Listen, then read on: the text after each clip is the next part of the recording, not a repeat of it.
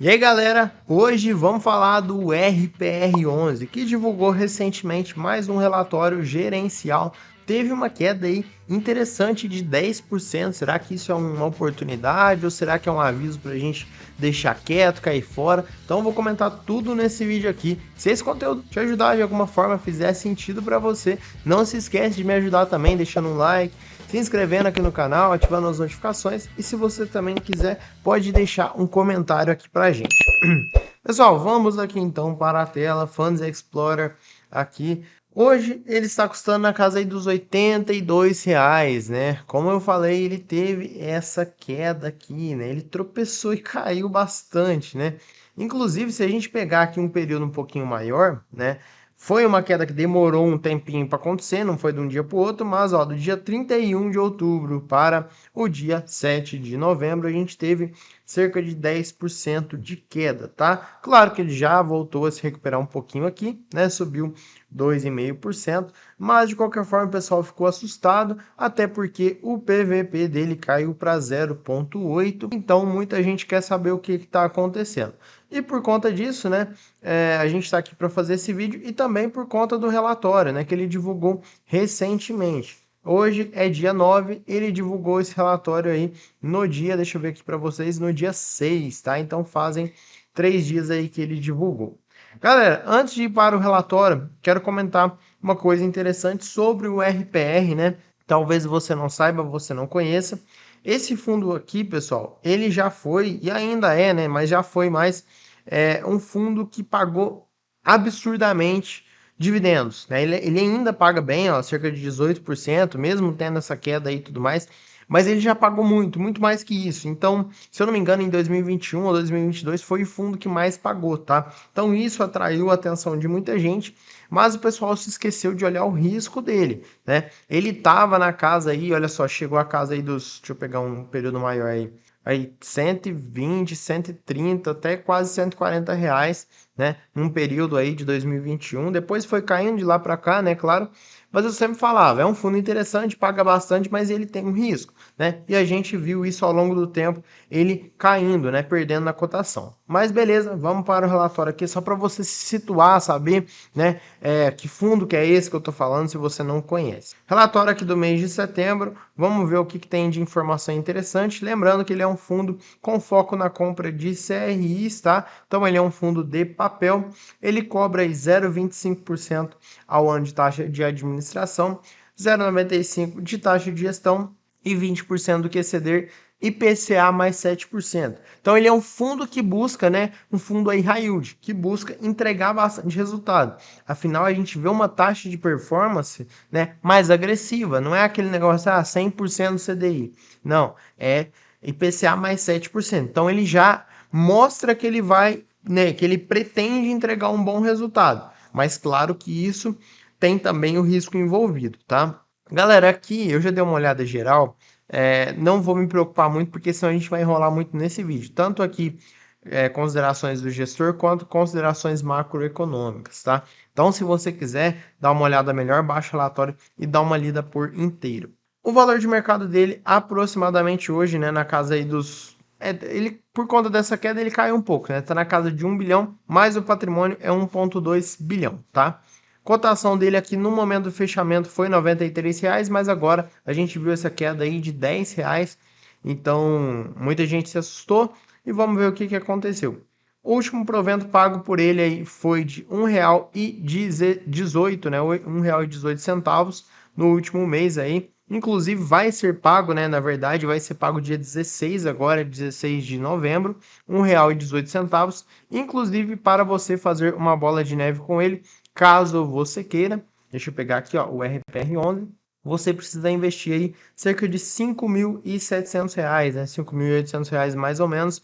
Você consegue comprar cerca de 70 cotas e aí no próximo mês essas 70 cotas vão gerar um rendimento suficiente para você poder comprar uma nova cota dele. Claro, considerando, né, o mesmo rendimento e que a cotação não oscile tanto, beleza? Galera, em relação à liquidez, base de cotistas, isso aí, né, é um fundo tranquilo, é um fundo ok, não é um fundo enorme e tal, em relação à base de cotistas, mas é um fundo tranquilo, tá? Não se preocupe quanto a isso. O fundo fez algumas movimentações no mês aí, ele então integralizou aí, referente aos CRIs, ele integralizou 2 milhões aí do CRI de Paula, 104 mil do CRI Omar, 2 milhões aí 400 mil do CRI Barbosa e 500 mil do CRI Gesture 2, tá? Alguns nomes difíceis aí da gente falar. Em relação às debêntures, o fundo integralizou algumas também, tá? Beleza, isso aqui é reciclagem de carteira, né? Tal, isso aqui tranquilo. Vocês podem ver que não foram valores assim absurdos, né? Foram valores aí relativamente ok para o tamanho do fundo. Né? O pipeline de novas operações e negociações está em 498 milhões de reais, com taxas médias de IPCA mais 14,5% e CDI mais 9%. Então a gente pode ver que são taxas agressivas, né? IPCA mais 14,5% e CDI mais 9%. A gente está falando de CDI atual aí na casa de 12,25%, tá? Selic, né, atual. Então, é um fundo agressivo, tá, galera? É um fundo agressivo aí em termos de rentabilidade, então você tem que esperar que ele também é um fundo mais arriscado. Não dá para negar isso, não dá para ter rentabilidade sem ter aí o risco. Em relação à receita do fundo, a gente pode ver que é bem linear, tá, galera? É bem linear aí, ó. Tudo bem, teve mês aí, ó, 14 milhões, outros meses aí 17, agora tá na casa dos 15, mas é bem linear, tá? É um fundo bem tranquilo, assim, em relação à receita como um todo, né? Claro que a gente não está falando aqui de inadimplência nem nada, né? Se isso acontecer, claro que vai cair a receita do fundo, tá? Em relação às taxas também, são taxas divididas, né? O fundo tem uma reserva, vamos ver se ele tem reserva, não. Ele não tem reserva de caixa atualmente, né? Pelo menos nesse último relatório aqui, tá com uma reserva negativa. Então, a gente espera, né, que o rendimento ele vai ficar, né, se tudo continuar assim, ele vai ficar nessa casa aí de R$ 1 e pouquinho, né, R$ 1,15, R$ 1,20, tá? Vamos ver aqui rentabilidade do fundo, né, como a gente viu em relação aos dividendos, o fundo segue essa média aí, né, em alguns meses, olha só, tem mais, outros tem menos, mas é porque o fundo não costuma segurar, né, o que ele tem, ele sai distribuindo aí, e é isso mesmo, tá? Dividend yield no fundo, do fundo aí mantém na média aí de 1,2% mais ou menos aí, né? Se a gente for considerar esse período aqui. Então é um dividend yield sim muito bom, tá? 1,2% ao mês aí de média, né? É um dividend yield muito interessante, tá? E nos últimos 12 meses, né, que a gente pode ver aqui cerca de 14,71%, tá? Então é muito interessante. É um dividend yield muito bom, tá? Liquidez, como eu falei, não tem problema. Base de cotistas, pessoal, ela não vem crescendo, né? A gente pode ver aqui que no período de um ano, mais ou menos, né? A gente vê aí um crescimento bem tranquilo, não foi nada demais. Então, toma cuidado com o RPR, ele é um fundo que está se mostrando interessante, ainda mais nesse preço, né? A IPVP caiu para 0,8, mas toma cuidado, tá? Ele tem aí algumas coisinhas que você tem que ver se vale a pena, tá? Lembrando que esse vídeo aqui não é uma recomendação, é apenas uma, né, uma análise, minha opinião pessoal aqui, beleza? Aqui os ativos que ele tem, olha só, tá bem ruim a imagem aqui, acredito que vocês vão estar vendo bem ruim também. Ele tem ativos interessantes na carteira dele, inclusive aí com valores que ele recebe, né, com taxas, melhor dizendo, interessantes, tá? Então, isso é muito bom. Mas ele tem uma concentração, ó, principalmente aqui nos 5 primeiros, maior, né, em relação ao patrimônio do fundo. Ó, quase 10% esse primeiro aqui, que é a debenture, né? 9,5% no FDIC, 9,2% é outra debenture, enfim. Então, esses três primeiros aqui, que são debentures, FDIC e outra debenture também, tem uma concentração maior. Depois a gente pode ver outros aqui, ó, Lagoa Quente, Casa Holding e tal, que tem concentrações menores, tá? É interessante se o fundo diluir mais isso aqui, tá? Justamente por conta do risco, justamente, tá? E uma coisa, pessoal, que a gente pode ver, que a gente vai ver melhor, acho que até nesse gráfico aqui, porque aqui está muito ruim a imagem, é o segmento, né? Segmento de multipropriedade, já falei para vocês, é arriscado, tá? É arriscado sim. Ah, é rentável? É rentável, tá? Multipropriedade, pessoal, olha só. Se a gente pegar um famoso aqui, o Hotbit, né? O Hotbit lá em Olímpia, né? Eu acredito que muita gente deve conhecer.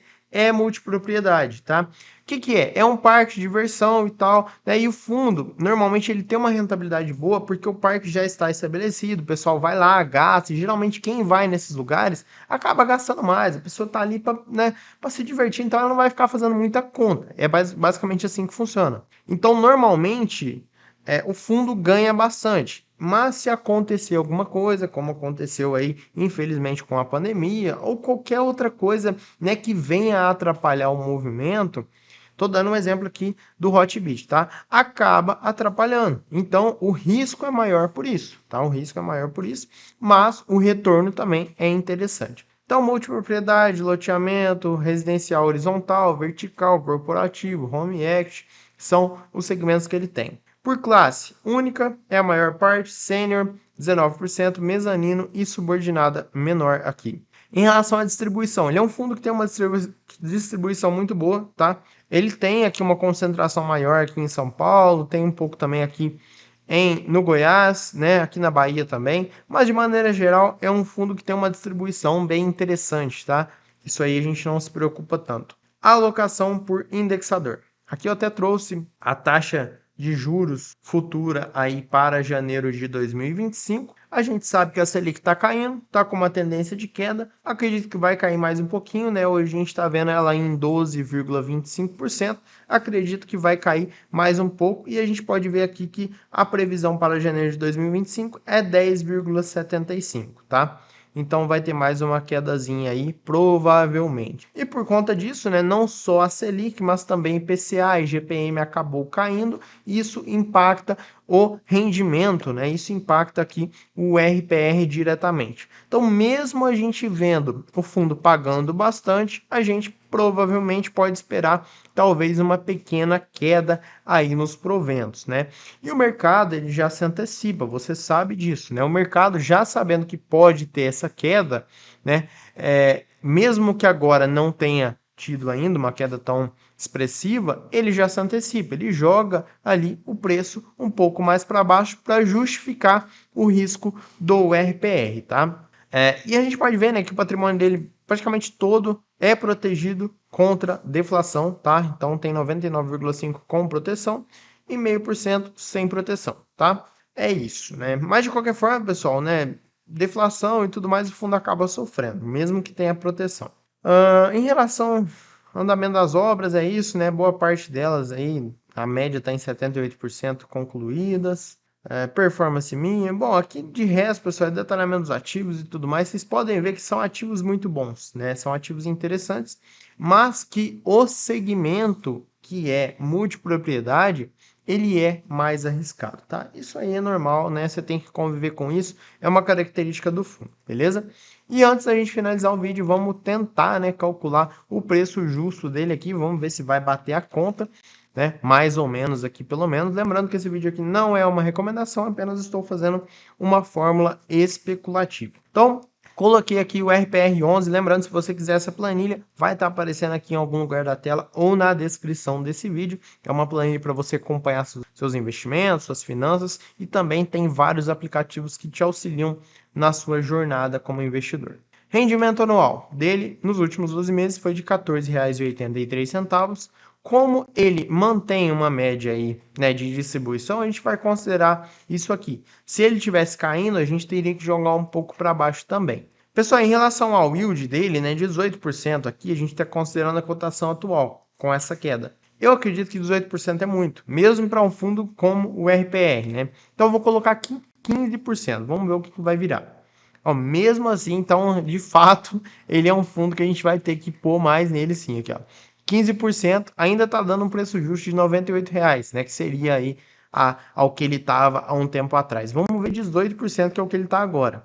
18% de fato ele ficou no preço justo. Então, a gente pode ver que o mercado ele conseguiu ajustar bem, né, em relação ao preço justo. Porque se ele está com um dividend yield de 18%, né, considerando o que ele pagou, ele está no seu preço justo, né? Considerando esses 18%. Mas se você aceita receber menos, por exemplo, 15%, considerando o risco dele, tá? Você ainda tem uma margem de segurança. Lembrando, sempre que isso aqui não é uma recomendação, apenas estou trazendo essas informações especulativas para vocês. E se você gostou, não se esquece, já deixa aquela moral pra gente, isso ajuda demais o nosso trabalho. A gente está tentando trazer vários conteúdos aqui para vocês. Se você tiver alguma sugestão, pode deixar nos comentários. Vou ficando por aqui, um abraço e até mais.